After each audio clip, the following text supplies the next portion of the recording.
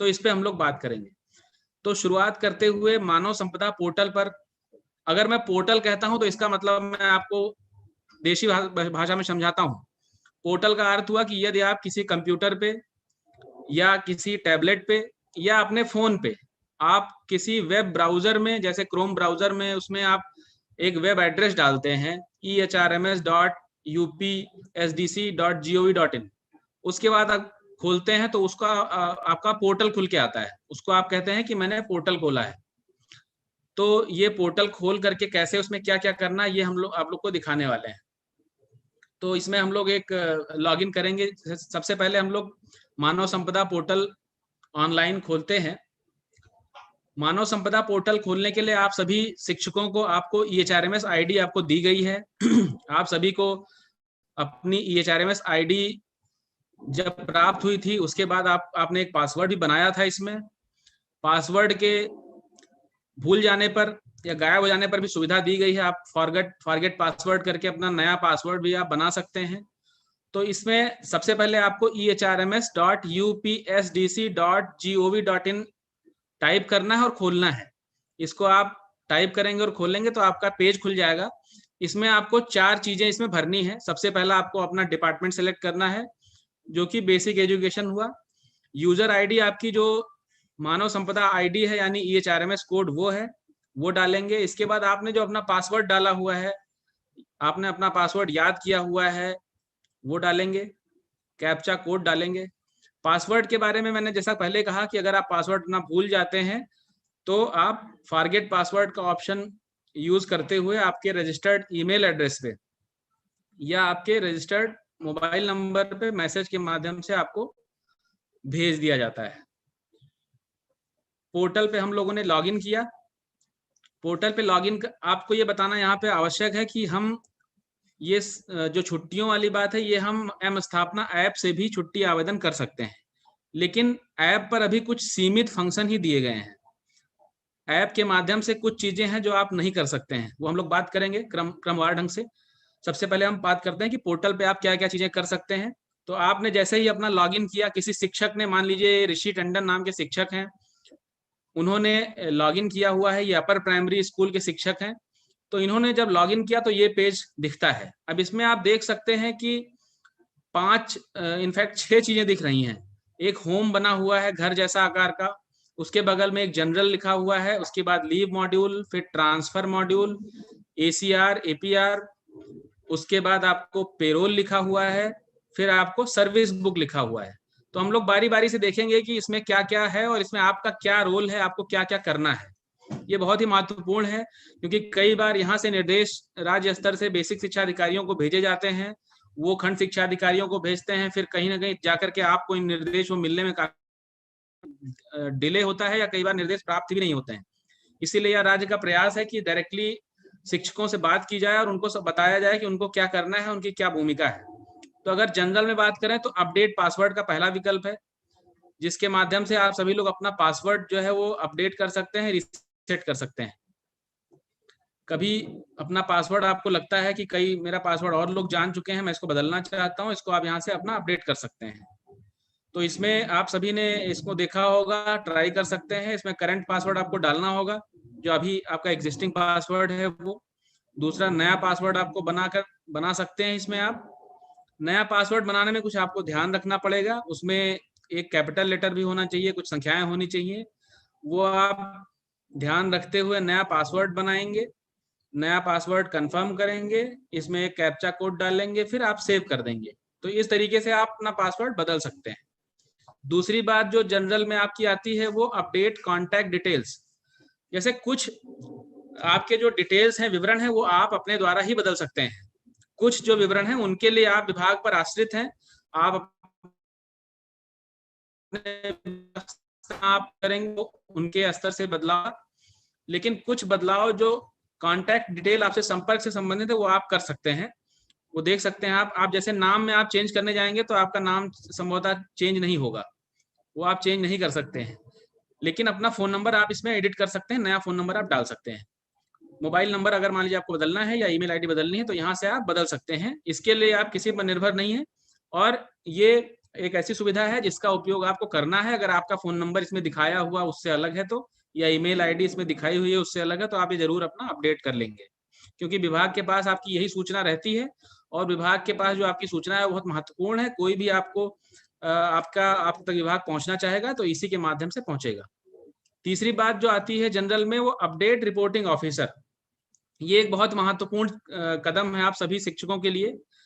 तो हमारे जो जितने भी शिक्षक हैं, शिक्षा मित्र हैं, अनुदेशक हैं, इनके लिए बहुत ही महत्वपूर्ण एक कदम है कि अपना रिपोर्टिंग ऑफिसर कैसे बनाएं, किसको बनाएं। तो जितने भी हमारे हेड मास्टर्स हैं या अभी इंचार्ज हैं, भले उनका प्रमोशन नहीं हुआ लेकिन इंचार्ज की भूमिका में है, तो उनके लिए ये आदेश या निर्देश रहेगा कि वो खंड शिक्षा अधिकारी को अपना रिपोर्टिंग ऑफिसर बनाएंगे। जितने भी हेड हैं, मैं रिपीट कर देता हूं, जितने भी हेड हैं या उनका प्रमोशन भले ही हेडमास्टर पे नहीं हुआ लेकिन वो इंचार्ज हैं अपने विद्यालयों के, तो वो खंड शिक्षा अधिकारियों को अपना रिपोर्टिंग ऑफिसर बनाएंगे। इसके अतिरिक्त जितने सहायक शिक्षक हैं, शिक्षा मित्र हैं, अनुदेशक हैं, वो अपने विद्यालय के हेडमास्टर को या इंचार्ज को अपना रिपोर्टिंग ऑफिसर बनाएंगे। अब जो संविलियन विद्यालयों का अगर बात करें, जहां पे संविलियन हुआ है, तो वहां पे इफेक्टिव प्रिंसिपल जो हैं, जो प्राइमरी और जूनियर का संविलियन हुआ है, तो संभवतः अधिकतर केस में जो जूनियर के हेडमास्टर हैं वह प्रभावी वहां पे नोडल हैं, हेड हैं, तो उनको आप अपना रिपोर्टिंग ऑफिसर बनाएंगे। अभी रिपोर्टिंग ऑफिसर का देखिए प्रयोग, यूज कहाँ कहाँ आएगा। रिपोर्टिंग ऑफिसर का जो उपयोग है वो आप जब कोई भी छुट्टी लेते हैं उस केस में आता है। छुट्टी के बाद आप अपनी जब लौट के आते हैं और आप पुनः ज्वाइन करना चाहते हैं, तब भी रिपोर्टिंग ऑफिसर का रोल आता है। इसके अलावा विभाग द्वारा कुछ परफॉर्मेंस इंडिकेटर बनाए गए हैं, तो वो परफॉर्मेंस इंडिकेटर भी जब आप भरेंगे तो वो आपके रिपोर्टिंग ऑफिसर के माध्यम से ही बीएसए स्तर को प्रेषित किया जाएगा। इसीलिए रिपोर्टिंग ऑफिसर का चयन करना, या अगर आपने पहले चयन किया हुआ है तो उनको बदलना आप यहाँ से कर सकते हैं। यहाँ पे देखेंगे ऐड अ रिपोर्टिंग ऑफिसर में आप एक रिपोर्टिंग ऑफिसर ऐड कर सकते हैं। दो तरीके हैं इसके। यदि आप सहायक शिक्षक हैं तो अपने आप हेडमास्टर को रिपोर्टिंग ऑफिसर बनाना चाहेंगे, उसके लिए दो तरीके हैं, या तो उनका मानव संपदा कोड आप जानते हो या उनका नाम से आप सर्च कर सकते हैं। उसके पहले है कि आप सर्विसेज सेलेक्ट करेंगे, ऑनलाइन सर्विसेज। ऑनलाइन सर्विसेज में देखते हैं क्या क्या है। ऑनलाइन सर्विसेज में लीव है, ट्रांसफर है, एनुअल प्रॉपर्टी राइट है, एनओसी है। तो इन सभी चीजों के लिए आपको रिपोर्टिंग ऑफिसर सेलेक्ट करना है। तो अभी मैंने जो बात की थी कि सहायक शिक्षक अपने हेडमास्टर को करेंगे, हेडमास्टर खंड शिक्षा अधिकारी को करेंगे, वह लीव के संदर्भ में है। क्योंकि अभी यहाँ पे प्रभावी जो चीज है वो लीव है, तो आप लीव के लिए रिपोर्टिंग ऑफिसर सेलेक्ट करेंगे। सहायक शिक्षक जो है वो हेडमास्टर को और हेडमास्टर खंड शिक्षा अधिकारियों को रिपोर्टिंग ऑफिसर चयनित कर लेंगे। तो रिपोर्टिंग ऑफिसर दो तरीके से कर सकते हैं, या आप नाम डाल करके या उनका EHRMS कोड डाल करके आप अपडेट कर सकते हैं। इसके बाद आप नीचे लिस्ट ऑफ रिपोर्टिंग ऑफिसर में आप ये भी दे सकते हैं कि आपका रिपोर्टिंग ऑफिसर कौन पड़ा हुआ है, वो आप देख सकते हैं, यहाँ से दिख जाएगा। चौथी बात, अब जनरल में फिर से हम लौट के आएंगे। जनरल में जो चौथी बात है, इमूवेबल प्रॉपर्टी राइट है। इस पे अभी आपको कुछ नहीं करना है। पांचवा जो बिंदु है वो आपके लिए बहुत महत्वपूर्ण है। पांचवा जो बिंदु है आपके लिए, कई बार इस पे निर्देश भेजे गए हैं जनपद स्तर पर कि सभी शिक्षकों को, सभी शिक्षा मित्रों को, सभी कर्मियों को उनके अर्हता संबंधी सभी अभिलेख अपलोड करने हैं मानव संपदा पोर्टल पर। कई बार इसकी मुहिम चलाई गई है, कई बार मिशन मोड में इस पे आपके ब्लॉक स्तर से आपको बुलाया भी गया होगा। आपको एक अभियान के रूप में सभी के अभिलेख अपलोड कराए गए थे, लेकिन अभी भी कुछ संख्या ऐसी है शिक्षकों की या शिक्षा मित्र अनुदेशकों की जिनके अभिलेख अभी अपलोडेड नहीं है। और ये बहुत महत्वपूर्ण शासनादेश इस बारे में आया है कि अगर 31 मार्च के बाद जिसके अभिलेख अपलोड नहीं होते हैं तो उनको कहीं ना कहीं विभाग और जो जांच एजेंसियां हैं वो संदेह की दृष्टि से देख रही हैं, उनको फर्जी टीचर की श्रेणी में रखते हुए उनके विरुद्ध जांच व अन्य विधिक कार्यवाही संस्थित की जाएगी। तो इसमें आपके पास आपके लॉगिन पर ही ये सुविधा दी गई है। आप इस पे अंदर जब क्लिक करेंगे व्यू एंड अपलोड डॉक्यूमेंट्स, तो इसमें आप जाएंगे, आप इसमें सबसे पहले तो देखेंगे कि आपके कौन कौन से डॉक्यूमेंट ऑलरेडी अपलोडेड हैं। नीचे व्यू अपलोडेड डॉक्यूमेंट्स पे आप क्लिक करेंगे तो आप देख सकते हैं कि जो 11-12 कई सारे जो फील्ड्स हैं उसमें डॉक्यूमेंट आपने कौन से पहले ही अपलोडेड कर रखे हैं वो यहाँ दिख जाएंगे। तो सबसे दाहिनी तरफ जो इसमें फाइल और एक्शन लिखा हुआ है, इसमें आपके जो डॉक्यूमेंट बहुत पुराने आपने अपलोड कर रखे थे विभाग द्वारा, उनको संग्रहित कर दिया गया है। यानी वहां पे लाल रंग में आपको लिख के आ रहा है आर्काइव्ड। तो आर्काइव्ड का मतलब ये हुआ कि आपका डॉक्यूमेंट अपलोडेड है, आपको कुछ नहीं करना है, वह विभाग द्वारा एक संग्रहित करके उसको अलग रखा गया है। तो इसमें आपको कोई इसमें कार्य नहीं करना है। आपका डॉक्यूमेंट का सारा विवरण लिखा हुआ है, उसका नंबर क्या था, रोल नंबर, इशू डेट सारा लिखा हुआ है। आप इसको चेक कर सकते हैं, अगर कोई गलती हो तो आप डिलीट कर से दोबारा इसको अपलोड भी कर सकते हैं। लेकिन अगर आपने अपलोड कर रखा है, आपके सारे विवरण सही हैं, तो आपको इसमें कुछ करने की जरूरत नहीं है। अब अगर मान लीजिए इसमें से आपने देखा कि मेरा कोई एक डॉक्यूमेंट जो कि महत्वपूर्ण है मैंने अपलोड नहीं कर रखा है, सपोज करिए आपने अपना हाई स्कूल का सर्टिफिकेट अपलोड नहीं कर रखा है, तो इसकी सुविधा के लिए आपको फिर ऊपर जाना पड़ेगा। तो ऊपर जब आप जाएंगे तो इसमें अपलोड डॉक्यूमेंट में प्लस का निशान है, वहां पे आप क्लिक करेंगे तो इसमें पूछ रहा है कि ये डॉक्यूमेंट जो आप अपलोड करना चाहते हैं एजुकेशनल है या अदर है। तो जैसे आप 10th की मार्कशीट या डॉक्यूमेंट की बात हुई तो वो एजुकेशनल डॉक्यूमेंट है, अगर वो पैन कार्ड होता तो आप अदर पे करते। तो इसके बाद आप यहाँ इसको सेलेक्ट करेंगे, अपना क्वालिफिकेशन का नाम लिखेंगे। कई जगह परीक्षा आती है कि मैंने बीपीएड किया हुआ है, मेरा बीपीएड इसमें नहीं दिख रहा है, तो उसको बीएड की श्रेणी में भी डाल दीजिए आप। उसके बाद बाकी फील्ड्स और भरने हैं। एनरोलमेंट रोल नंबर ये भरना मैंडेटरी है, जिसमें लाल स्टार लगा हुआ है आपको अवश्य भरना है।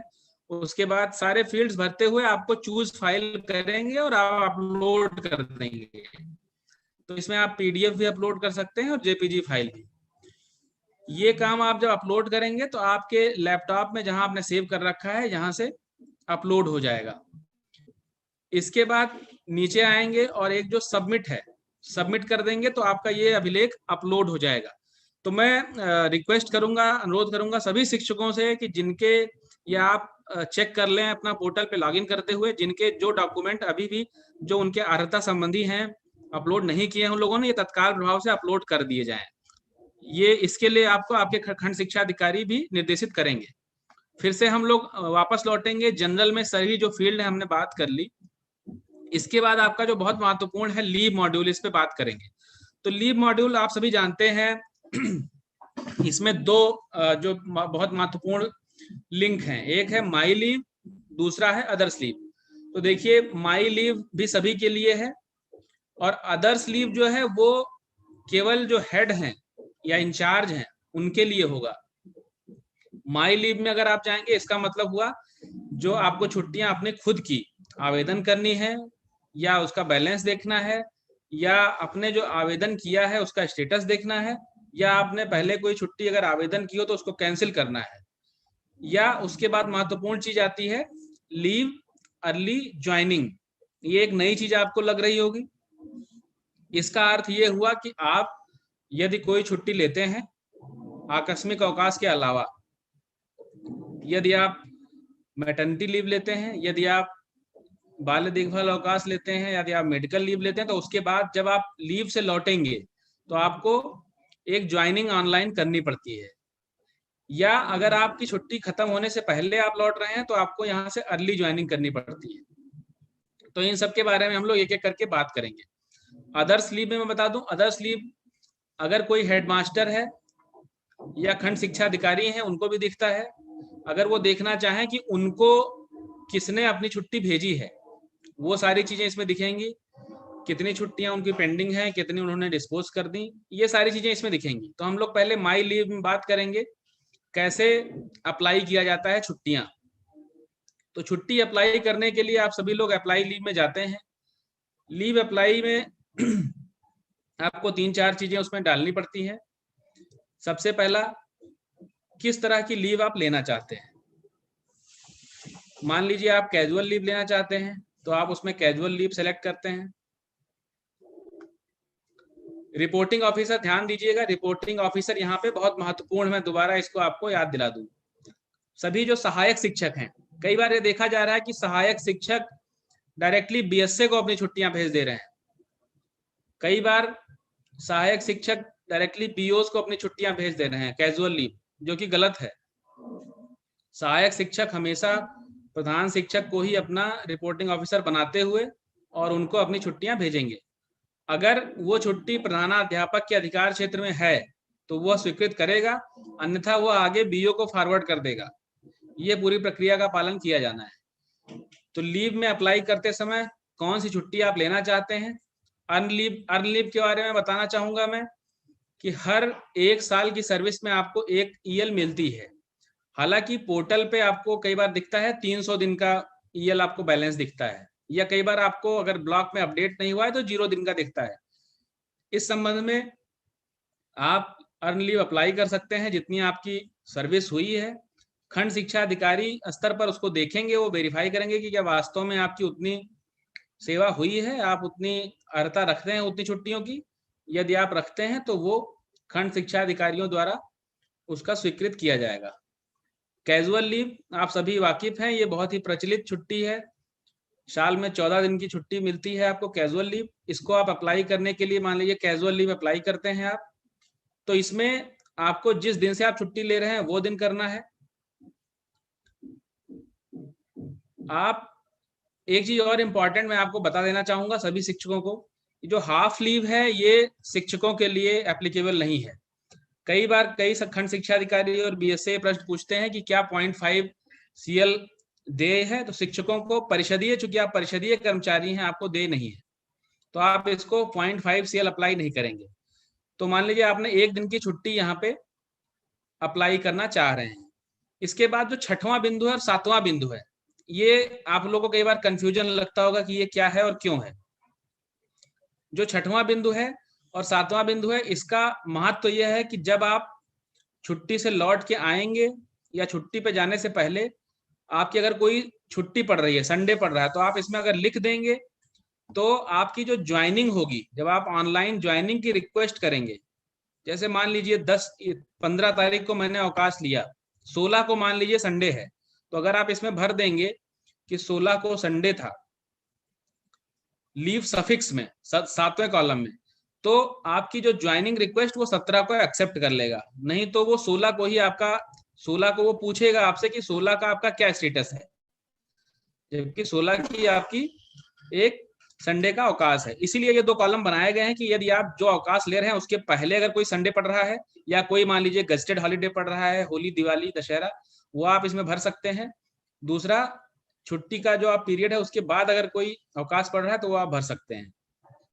उसके बाद जो ग्राउंड आपने लिखा, यानी जिस आधार पर आप छुट्टी ले रहे हैं, अपना व्यक्तिगत कारण आपका हो सकता है, स्टेशन लीव परमिशन आपको भरनी है, एड्रेस भरना है, चूज फाइल में अपना कोई एप्लीकेशन आपको अपलोड करना है और सबमिट कर देना है। तो ये हुई कैजुअल लीव अप्लाई करने की प्रक्रिया। अब कुछ शिक्षक सोच रहे होंगे कि जब हम एम स्थापना ऐप से सीएल अप्लाई करते हैं तो हमें सिर्फ फ्रॉम और टू सिलेक्ट करना पड़ता है, ये सफिक्स और प्रीफिक्स नहीं सिलेक्ट करना पड़ता है। तो थोड़ा सा अभी अंतर है, कुछ समय बाद एम स्थापना ऐप पे भी ये सारी चीजें आएंगी, तो जो थोड़ा अंतर है वो धीरे से खत्म हो जाएगा। लेकिन अभी ये थोड़ा अंतर पोर्टल पे और ऐप पे विद्यमान है। यहाँ से आप सबमिट करेंगे तो आपकी छुट्टी आपके रिपोर्टिंग ऑफिसर को चली जाएगी। अगली बात आती है आपकी कैजुअल लीव के बाद अन्य छुट्टियां। तो जैसे ही कैजुअल लीव का आपका एप्लीकेशन प्रोसेस है, वैसे ही अन्य है। अगला लेकिन महत्वपूर्ण जो 2 और छुट्टियां हैं, वो एक मेडिकल अवकाश है और दूसरा सीसीएल है। तो मेडिकल की अगर बात करें तो मेडिकल अवकाश में आप सभी के काफी सुधार विभाग द्वारा किया गया है।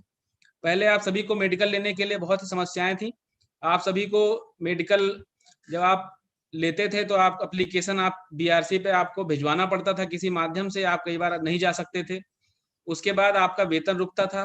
जब आप 30 दिन बाद या 45 दिन बाद या 15 दिन बाद दोबारा ज्वाइन करते थे तो आपको वेतन लगवाने के लिए चक्कर काटने पड़ते थे। वो प्रक्रिया काफी हद तक समाप्त की गई है। अभी आप मेडिकल अवकाश फुल पे लीव अगर आप अप्लाई करते हैं उसमें लेकिन शर्त है, आप मेडिकल लीव अप्लाई करेंगे अपना आवेदन पत्र और डॉक्टर का प्रिस्क्रिप्शन लेटर के साथ। जैसे ही मान लीजिए आपने 15 दिन का मेडिकल लीव अप्लाई कर दिया, तो आपके खंड शिक्षा अधिकारी की जिम्मेदारी होगी कि वो आपकी मेडिकल लीव स्वीकृत कर दें। अगर आप 42 दिन से कम की छुट्टी लेते हैं तो वो खंड शिक्षा अधिकारी के स्तर की है। अगर आप इससे अधिक तो वो खंड शिक्षा अधिकारी द्वारा बीएसए को फॉरवर्ड की जाती है। ये छुट्टी खंड शिक्षा अधिकारी स्वीकृत कर देंगे। उसके बाद 15 दिन बाद जब आप स्वस्थ होकर आते हैं वापस, तो आपकी जिम्मेदारी होती है कि आप मानव संपदा पोर्टल से ऑनलाइन ज्वाइनिंग भी करें। ये बहुत ही महत्वपूर्ण है। कई शिक्षकों को अभी इसकी जानकारी नहीं है। इसके अभाव में वो बहुत परेशान हो रहे हैं। अगर आप मेडिकल, सीसीएल, मैटरनिटी से वापस लौटते हैं तो आपको मानव संपदा पोर्टल के माध्यम से ऑनलाइन ज्वाइनिंग करना अनिवार्य है। ऑनलाइन ज्वाइनिंग में आपको फिटनेस सर्टिफिकेट अपलोड करना है। जो फिटनेस सर्टिफिकेट आप पहले फिजिकल फॉर्म में देते थे बीआरसी पे, वो फिटनेस सर्टिफिकेट आपको अब ऑनलाइन ज्वाइनिंग में अपलोड करना है। अभी थोड़ी देर बाद हम लोग ऑनलाइन ज्वाइनिंग आपको दिखाएंगे कैसे करना है। ऑनलाइन ज्वाइनिंग अगर आप नहीं करते हैं तो आप अगली बार मानव संपदा पोर्टल पे छुट्टियां नहीं ले पाएंगे। तो ये आपको मेडिकल लीव का एक प्रोसीजर है। सेम चीजें हैं, प्रीफिक्स, सफिक्स, स्टेशन लीव। इसमें जो अटैचमेंट आपको दिखाना है, attached upload attachment, point number 11, इसमें आपको अपना आवेदन तथा जो डॉक्टर ने आपको प्रेस्क्राइब किया हुआ है वो आप इसमें चूज फाइल करते हुए अपलोड कर देंगे। दोनों का कंबाइन एक पीडीएफ बनाते हुए इसमें आपको अपलोड किया जाना है। तो आपका मेडिकल और सीसीएल इसी तरीके से अप्लाई होगा। ये आप ध्यान रखिए कि आप सीसीएल जो अप्लाई करते हैं तो उसमें जो रिक्वायर्ड डॉक्यूमेंट है आप सभी को जानकारी है, नहीं तो अपने ब्लॉक स्तर पे पता कर लें। आपको उसमें किस आधार पर छुट्टी ले रहे हैं, बच्चे की तबीयत या एग्जाम, उसका डॉक्यूमेंट भी लगाना होता है, अन्यथा वो आपका रिजेक्ट कर देते हैं। इसके बाद हम लोग इसमें छुट्टी जब लेने के बाद ज्वाइनिंग की बात आती है, इसको हम लोग दिखाएंगे।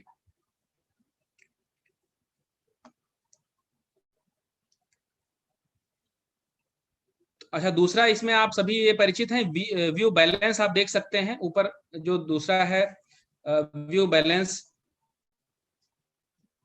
जिसमें आपके सारी छुट्टियां दिखाई गई हैं, कितनी छुट्टियां आपकी बची हुई हैं।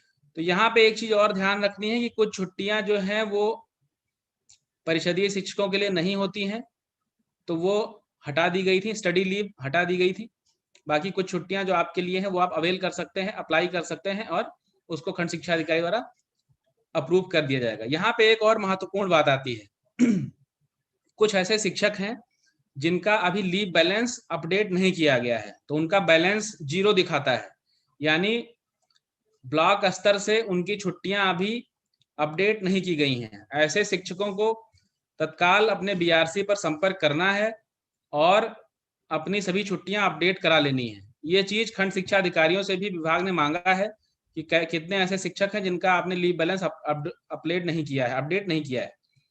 ये भी पोजीशन विभाग द्वारा मांगी गई है कि कुछ शिक्षकों का विद्यालय के अभिलेखों में जो छुट्टी उन्होंने ली थी वो सर्विस बुक में अंकित नहीं थी। ऐसे शिक्षक भी निकल के आए हैं जिन्होंने विद्यालय अभिलेख के अनुसार 500 छुट्टियां ले रखी हैं, सर्विस बुक में सिर्फ 50 छुट्टियां चढ़ी हैं और मानव संपदा पोर्टल पे सिर्फ 30 छुट्टियां चढ़ी हैं। तो ये खंड शिक्षा अधिकारी स्तर से इस पे कार्रवाई हो रही है।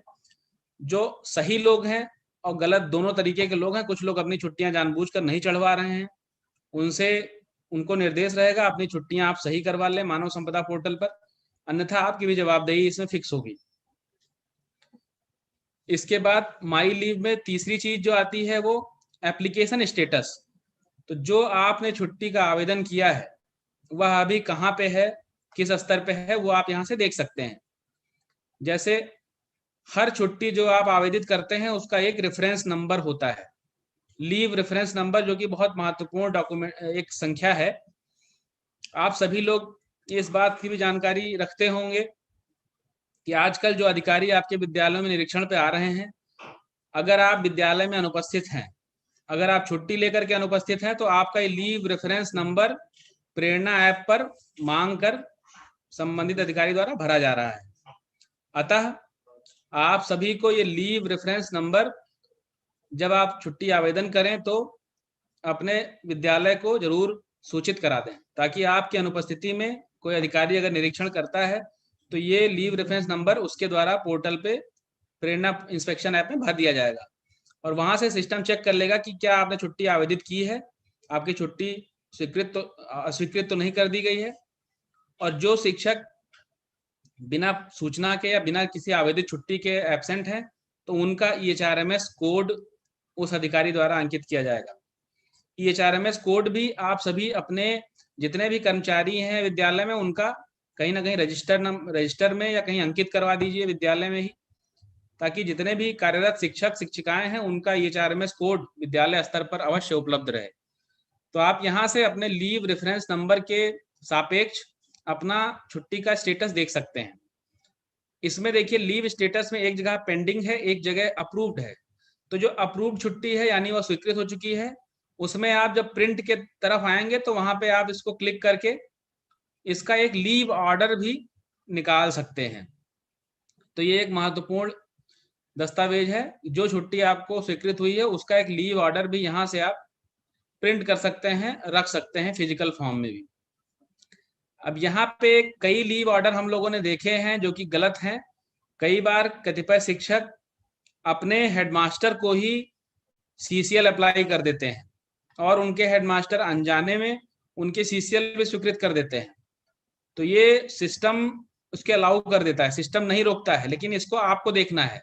आपके जो अधिकार हैं आप उन्हीं का क्रियान्वयन करेंगे। आपका अधिकार एज अ हेड टीचर ये नहीं है कि आप CCL या मेडिकल शिक्षकों की स्वीकृत करें। ऐसी छुट्टियां आपको अपने खंड शिक्षा अधिकारी को फॉरवर्ड करनी है, अग्रसारित करनी है, वो इस पे कार्रवाई करेंगे या BSA को भेजेंगे। तो ये आपकी लीव की स्टेटस आप लोगों ने देख लिया, छुट्टियों की स्थिति आपने देख ली। इसके बाद माई लीव में जो इंपॉर्टेंट है कैंसिल लीव। अगर आप कोई छुट्टी आवेदित करते हैं लेकिन आपको लगता है कि आपको उसको चेंज करना है, आप उसको बदलना चाहते हैं, आप छुट्टी नहीं लेना चाहते हैं, तो आप यहाँ से कैंसिल भी कर सकते हैं। आप इसको कैंसिल, सपोज करिए एक जो छुट्टी थी कैजुअल लीव, वो इन्होंने अप्लाई की थी नीचे वाली, इन्होंने इसको कैंसिलेशन रिक्वेस्ट डाला है। कैंसिलेशन रिक्वेस्ट इसमें नहीं डाल सकते। इसके अलावा जो कैंसिल पहला वाला है जिसमें लीव पेंडिंग है, इसको आप कैंसिल करेंगे तो इसमें डायरेक्टली आपकी लीव कैंसिल हो जाएगी। तो लीव कैंसिल आप तभी करें यदि आपका समय बाकी है, आपने छुट्टी को उपभोग कर ली है, तो उसमें आप लीव कैंसिल का यूज ना करें। माई लीव में जो अगली चीज है वो है आपकी लीव अर्ली ज्वाइनिंग। तो लीव अर्ली ज्वाइनिंग और इसके नीचे ही एक सेंड ज्वाइनिंग रिक्वेस्ट है, इसमें थोड़ा सा अंतर है। जो लीव अर्ली ज्वाइनिंग है इसका मतलब हुआ अगर आपकी छुट्टी खत्म होने से पहले ही आप चाहते हैं मैं ज्वाइन कर लूं, उसका विकल्प यहाँ मिलता है। इसको फिर से बता दूं कि लीव अर्ली ज्वाइनिंग है या ज्वाइनिंग रिक्वेस्ट है, ये आपका CL के केस में नहीं है। CL के अलावा कोई छुट्टी आप लेते हैं, मैटरनिटी लीव, CCL, मेडिकल, तो आपको ये ज्वाइनिंग मानव संपदा पे जरूर करनी है लौट के, नहीं तो अगली बार आप मानव संपदा पे छुट्टी नहीं ले पाएंगे। तो लीव अर्ली ज्वाइनिंग ये कहता है कि अगर आप किसी छुट्टी पर गए हैं, मान लीजिए आपने मेडिकल लिया था, तो यहाँ पे आप लीव रेफरेंस नंबर कोई डालेंगे। लीव रेफरेंस नंबर जब आप डालेंगे तो छुट्टी का आपको विवरण दिखेगा। तो उसमें अगर आप जिस तारीख से ज्वाइन करना चाहते हैं उसको आप उस डेट से दोबारा ज्वाइन कर सकते हैं। तो बची हुई जो छुट्टियां हैं, मान लीजिए आपने 15 दिन का मेडिकल अवकाश लिया था, लेकिन आप 10 दिन बाद सोचते हैं कि मैं ज्वाइन कर सकता हूं, डॉक्टर ने आपको फिट घोषित कर दिया है, तो आप लीव अर्ली ज्वाइनिंग में आप रिक्वेस्ट करेंगे और आपका रिक्वेस्ट जिस अधिकारी ने मेडिकल सैंक्शन किया था उसी अधिकारी द्वारा लीव रिक्वेस्ट अप्रूव की जाएगी। ये जैसे ही वो अधिकारी अप्रूव करेगा, आपकी बची हुई छुट्टियां यानी 5 दिन आपके मेडिकल के खाते में स्वतः जुड़ जाएंगे। इसीलिए ये बहुत महत्वपूर्ण है आप सभी के लिए। इसके बाद माई लीव में जो सेंड ज्वाइनिंग रिक्वेस्ट, ये आपकी प्रक्रिया है, ये आपको हर बार करनी है जब भी आप मेडिकल, CCL या मैटरनिटी लीव से लौट के आएंगे। इसमें 4 चीजें हैं। पहला है सेंड ज्वाइनिंग रिक्वेस्ट, दूसरा है ज्वाइनिंग स्टेटस पेंडिंग, अगर आप कोई रिक्वेस्ट कर चुके हैं उसका स्टेटस दिखाएगा। तीसरा है ज्वाइनिंग स्टेटस अप्रूव्ड। चौथा है सेंड लीव ज्वाइनिंग रिक्वेस्ट। तो आपको चौथे पे काम करना है, सेंड लीव ज्वाइनिंग रिक्वेस्ट। इसमें मान लीजिए आप किसी छुट्टी से आए हैं आप मेडिकल लीव से आए हैं, मेडिकल लीव आपने पूरी अपनी अवेल कर ली है 15 दिन की, उसके बाद आप ज्वाइन करेंगे विद्यालय, आप अपना विवरण भरेंगे, आप अपना ज्वाइनिंग डेट भरेंगे, रीजन भरेंगे, चूज फाइल में अगर आप मेडिकल के बाद आए हैं तो फिटनेस सर्टिफिकेट अपलोड करेंगे। यहाँ के बाद इसको आप सेव करेंगे, सेव करते ही आपके रिपोर्टिंग ऑफिसर को ये चला जाएगा। रिपोर्टिंग ऑफिसर यानी अगर आप सहायक शिक्षक हैं तो आपके हेडमास्टर को चला जाएगा। हेडमास्टर का उत्तरदायित्व तो होता है कि वो इसे खुद स्वीकृत नहीं करेंगे, ये खंड शिक्षा अधिकारी को भेजेंगे। खंड शिक्षा अधिकारी स्तर से या बीएसए स्तर से लीव ज्वाइनिंग एक्सेप्ट हो जाएगी। एक्सेप्ट होते ही संबंधित कर्मचारी को एक मैसेज प्राप्त होगा, मैसेज में लिखा रहेगा कि आपकी ज्वाइनिंग जो है स्वीकृत की जा चुकी है और विद्यालय में भौतिक रूप से आप ज्वाइन हो जाएंगे।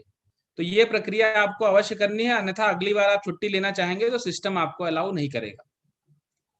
इसके बाद माई लीव में सारी इंपॉर्टेंट चीजें हमने बात की।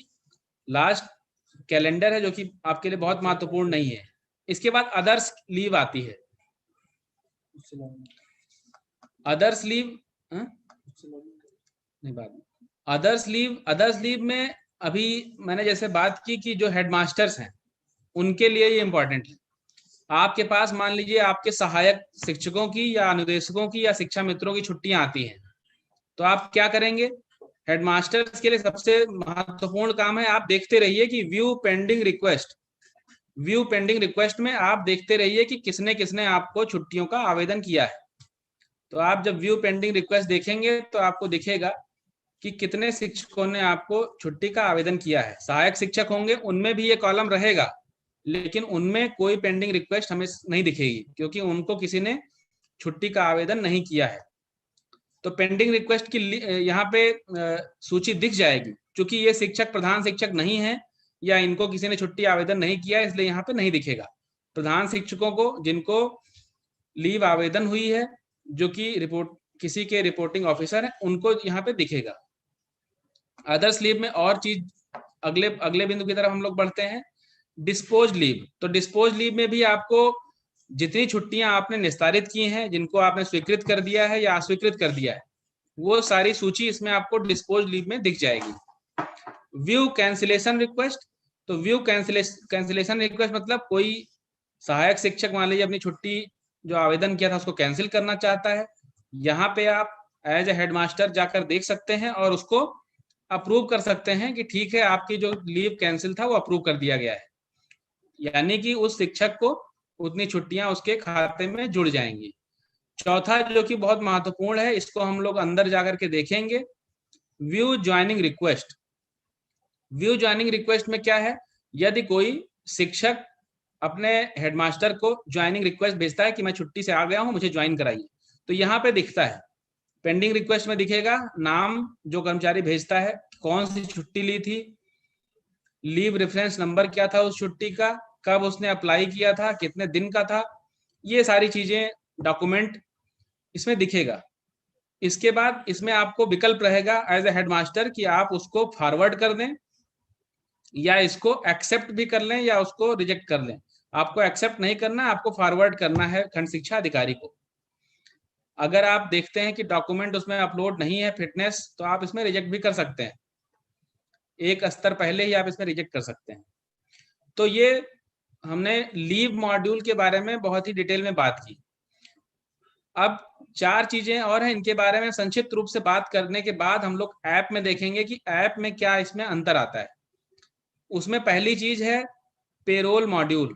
पेरोल मॉड्यूल आप सभी ने नाम सुना होगा, इसका शासनादेश निर्गत हो गया है। पेरोल मॉड्यूल में विद्यालय स्तर पे जो आपकी भूमिका है, हम लोग सिर्फ उसके बारे में बात करेंगे। पेरोल मॉड्यूल पे आप जब जाएंगे, इसमें 2 आपको विकल्प दिखेंगे, बेसिक एजुकेशन और सैलरी स्लिप। तो सैलरी स्लिप आपका ऐसे शिक्षकों को दिखेगा जिनके यहाँ पेरोल मॉड्यूल लागू हो गया है, जैसे लखनऊ, बाराबंकी या कुछ अन्य जनपद भी हैं, एटा, फिरोजाबाद, ऐसे जनपदों में जहां पेरोल मॉड्यूल लागू हो गया है, वहां पे जब वो सैलरी स्लिप पे क्लिक करेंगे तो इनकी सैलरी, जैसे ये शिक्षक जिनका हमने लॉगिन किया है ये संभवतः बाराबंकी के हैं, तो इनकी सैलरी स्लिप इस पे संभवतः दिख पाएगी। सैलरी स्लिप आपको दिखेगी, उसमें आपका बेसिक पे, आपका टोटल नेट पे सारे डिडक्शंस सभी दिख जाएंगे। तो इसमें विद्यालय स्तर पर आपकी क्या भूमिका रहने वाली है, हम लोग इसकी बात भी करेंगे। आपका जो पावना आप हर महीने की 20 तारीख के बाद भरकर ब्लॉक स्तर पे भेजते हैं, उसको ऑनलाइन कर दिया गया है। वो मानव संपदा पोर्टल के माध्यम से ही भेजा जाना है। तो सैलरी स्लिप अगर हम देखना चाहें, ये फरवरी के 2021 की सैलरी स्लिप अगर हम देखना चाहेंगे तो इनकी, इन शिक्षक की यहाँ से देखी जा सकती है। ये सुविधा सिर्फ उन्हीं ब्लॉक या उन्हीं जनपदों में है जहां पर पेरोल मॉड्यूल लागू कर दिया गया है, लेकिन इसी महीने या अगले महीने के अंत तक सभी पूरे प्रदेश में सभी जगह ये पेरोल मॉड्यूल लागू किया जाना है। तो आपकी भी सैलरी स्लिप आप देख पाएंगे, अपने पोर्टल पे डाउनलोड कर पाएंगे, और ऐप एम स्थापना ऐप पे भी ये सुविधा दी गई है। इसके बाद पेरोल मॉड्यूल में आपकी क्या भूमिका है, हम इसकी बात करेंगे। विद्यालय स्तर से ऑनलाइन पावना आपको कैसे भेजना है। सबसे पहले आप बेसिक एजुकेशन में जा करके अटेंडेंस पे जाएंगे। तो अटेंडेंस पे आप जब क्लिक करेंगे, जो भी जितने भी शिक्षक हैं उस विद्यालय में, कोई भी इस पे क्लिक कर सकता है। अभी चूंकि ये मॉड्यूल 21 से 25 तारीख तक ही सक्रिय रहता है, तो अभी सक्रिय नहीं है, लेकिन आप 21 से 25 तक जब इसमें जाएंगे तो आपको सभी कर्मचारियों के नाम दिखेंगे उस विद्यालय के, और उनकी उपस्थिति का विवरण दिखेगा या अनुपस्थिति का विवरण दिखेगा। तो ध्यान देने योग्य बात यह है कि विद्यालय का कोई भी शिक्षक ये अटेंडेंस भेज सकता है बीआरसी पर। मान लीजिए कहीं हेडमास्टर को भेजने में तकनीकी समस्या आ रही है, तो वहां पे सहायक शिक्षक भी भेज सकता है। सहायक शिक्षक भेज सकता है, लेकिन शर्त यह है कि एक विद्यालय से एक ही कोई कर्मचारी इसको भेज सकता है। तो जैसे ही सभी कर्मचारियों का अटेंडेंस विवरण आप भेज देंगे, पावना यानी ऑनलाइन भेज देंगे, वैसे ही पे की कैलकुलेशन या प्रक्रिया ब्लॉक स्तर से शुरू हो जाएगी। इसके बाद एक महत्वपूर्ण और निर्देश यहां से गया था आप सभी के लिए कि आप सभी अपना एसीआर यानी परफॉर्मेंस के जो पॉइंट्स हैं, इंडिकेटर्स, वो आप कैसे भरेंगे। तो यहाँ पे ट्रांसफर मॉड्यूल में जो पहला बिंदु है परफॉर्मेंस इंडिकेटर्स, इसमें आप जाएंगे। इसके बाद fill performance indicator self assessment, आप सभी को यहाँ पे जाना है। यहाँ पे आप इस पे क्लिक करेंगे तो जितने बिंदु हैं आपके परफॉर्मेंस असेसमेंट के, वो सभी आपको दिखने लगेंगे। ये सभी बिंदु आपको पत्र द्वारा पहले ही सूचित किए जा चुके हैं। इसमें कायाकल्प से संबंधित अगर हेडमास्टर की बात करें तो उसमें कायाकल्प से संतृप्त विद्यालय है, उस पर बिंदु निर्धारित किए गए हैं। यदि हम निष्ठा प्रशिक्षण की बात करें तो उसके कोई बिंदु हैं। यदि हम आधारशिला क्रियान्वयन की बात करें, उसको आपने अगर क्रियान्वयन किया हुआ है तो उसके अंक हैं, तो वो आपको भरना है। ये आपको दिखने लग जाएगा 1-2 दिन में। आपको ये काम 31 मार्च तक पूरा करना है। पूरा करने के बाद ध्यान रखिए, आपने जो अपना रिपोर्टिंग ऑफिसर सेलेक्ट किया है, आपका रिपोर्टिंग ऑफिसर आपका खंड शिक्षा अधिकारी है, इसमें आप इसको भेज देंगे और वो आगे बीएसए को भेज देंगे। इसके बाद जो आप इंपॉर्टेंट एक चीज है पोर्टल पे, वो है सर्विस बुक। तो सर्विस बुक आप सभी लोग जानते हैं, आपकी एक भौतिक सेवा पुस्तिका भी होती है जो कि बीआरसी पर रहती है, और ये मानव संपदा की सेवा पुस्तिका है, तो उसके सारे विवरण इस पे आने हैं। या आपको देखना है, या आपकी जिम्मेदारी है कि हमारे सारे सेवा विवरण हमारी इस मानव संपदा की सेवा पुस्तिका पे चढ़े हुए हैं कि नहीं। तो आप यहाँ से सर्विस बुक में जा करके इसको डाउनलोड करेंगे। ये आपकी जिम्मेदारी है कि आप अपनी सेवा पुस्तिका के सभी विवरण इसमें देख लेंगे। सबसे पहला इसमें जो कॉलम है वो पर्सनल इंफॉर्मेशन का है, तो इसमें अपने व्यक्तिगत विवरण आप देख लेंगे। आपका नाम सही है नहीं, आपका डेट ऑफ बर्थ सही है कि नहीं, आपकी रिटायरमेंट डेट सही है कि नहीं। नहीं सही है तो आप बीआरसी पर इसको सही करवा लेंगे। दूसरा आता है एड्रेस डिटेल। तीसरा अगेन ज्वाइनिंग डिटेल।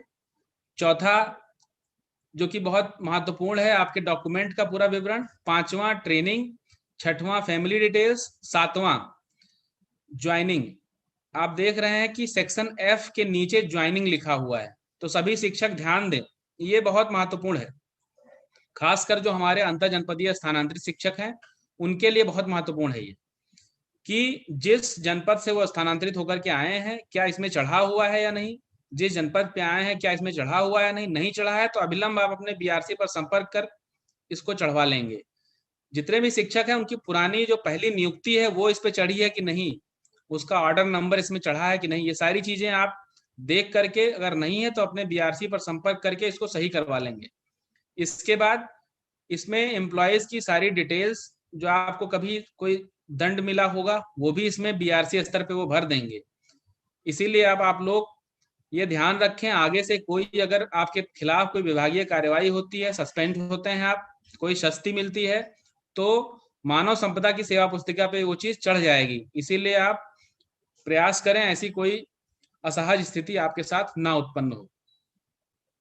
सेवा पुस्तिकाओं की बात करने के बाद हम लोग मानव संपदा का जो एम स्थापना ऐप है उस पे देख सकते हैं कि कैसे एम स्थापना ऐप पे कुछ सुविधाएं जो कि पोर्टल से कम है, हालांकि वो आप कैसे उनका उपभोग कर सकते हैं।